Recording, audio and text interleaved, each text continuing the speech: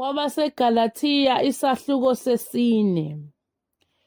Kepha ngithi ngesikhathi indlalifa iseyingane, kayahlukile ngalutho encekwini. Ingane iyinkosi yakho konke, kodwa iphansi kwabaphathi nababonisi, kuze kube yisikhathi esamiswa nguyise ngaphambili.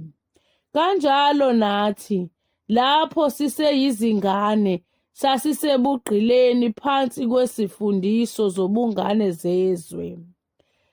Kepha lapho sekufikile ukuphelela kwesikhathi, uNkulunkulu wathuma indodana yakhe, izelwe ngowesifazane, izelwe phansi komthetho, ukuze ihlenge abaphansi komthetho, ukuba samukele ukuma kwamadodana.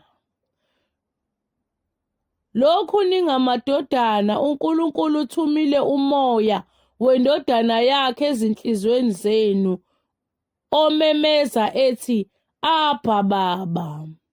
Njalo-ke awuseyiyo inceku, kepha usuyindodana. Kepha uma uyindodana, uyindlalifa futhi ngaye uNkulunkulu.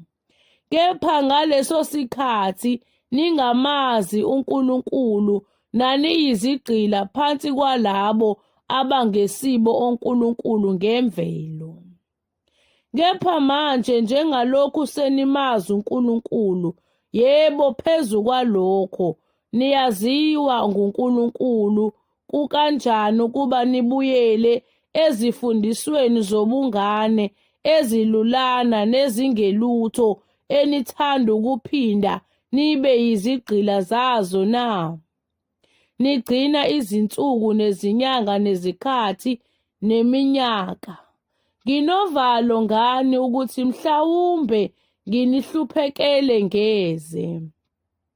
Yibani njengami, ngokuba nami nginjengani. Bazalwane, ngiyanincenga. Aningonanga ngalutho, kepha niyazi ukuthi kwaba ngenxa yobuthakathaka benyama, ukuba ngishumayele ivangeli kini okokuqala. Nokulingwa kwenu kwenyama yami anikudelelanga, aninwenganga yikho, kodwa nangamukela ngokungathi ngiyingelosi kaNkulunkulu, ngokungathi nginguKristu Jesu.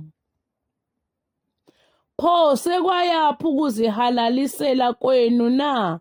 Ngokuba ngiyanifakazela ngokuthi, uma kwakungenzeka naniza kukhipha amehlo enu ninginike wona. Konje sengaba yisitha kini ngokunishumayeza iqiniso na? Banishisekela ngokungukuhle, yebo. Bafuna ukunivalela ngaphandle ukuze nishisekele bona. Kepha kuhle ukushisekelelwa ngento enhle njalo njalo.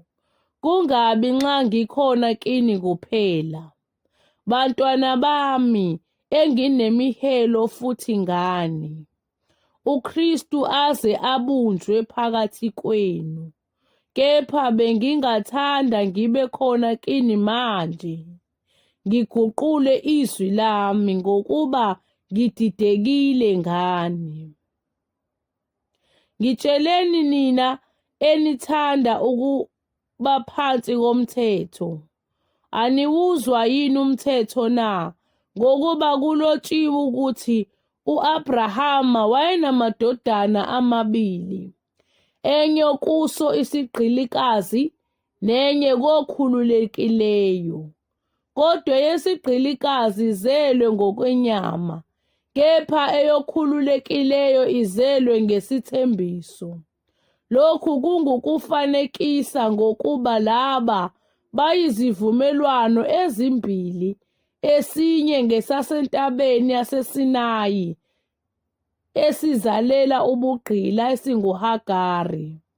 Kepha uHagari lo uyintaba yaseSinayi e-Arabiya eqonde neJerusalema lakalokhu ngokuba lisebugqileni nabantwana balo, kepha iJerusalema eliphezulu likhululekile, lona lingumame wethu. Ngokuba kulotshiwe ukuthi, thokoza wena nyumba ongazaliyo, mpompoloza wena ongenamihelo, ngokuba abantwana boyisikhwebu baningi kunabakhe onendoda. Kepha nina bazalwane, njengo-Isaka, ningabantwana besithembiso. Kepha njengakulesi sikhathi owazalwa ngokwenyama wazingela owazalwa ngokomoya, kunjalo-ke namanje. Kodwa umbhalo uthini na? Uthi, xosha isigqilikazi nendodana yaso, ngokuba indodana yalesigqilikazi ayisoze yalidla ifa, kanye nendodana yokhululekileyo. Ngakho-ke, bazalwane, asisibo abantwana besigqilikazi, singabokhululekileyo.